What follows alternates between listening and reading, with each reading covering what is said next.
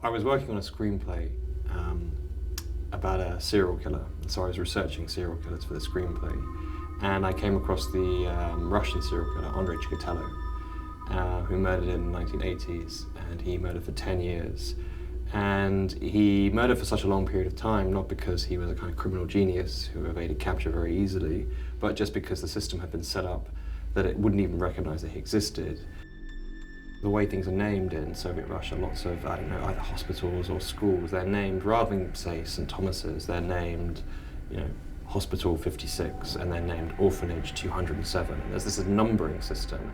So it struck me that this was a way of, almost declassifying the victim in a way. You take out their humanity and you just say, oh, well, it's just a numbering system, so it became, this is victim 44.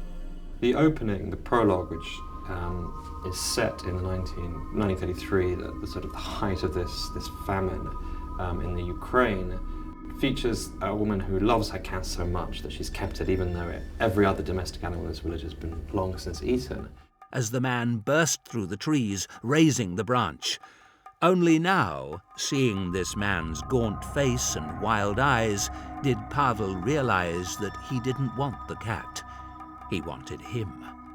Pavel's mouth fell open at more or less the same time as the branch arched down, the end slamming against the crown of his head. He didn't feel anything, but he was aware that he was no longer standing.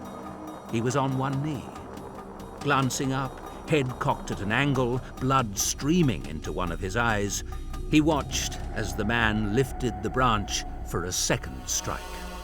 Suddenly it's now been translated into 30 languages, and it's become this audio version and this movie. And it's kind of exciting to think that there are all these different ways of experiencing it. The book is now sort of read in its entirety, and I can now listen to it read by someone else, which is going to be which is very exciting from my point of view, because in a way you rediscover it.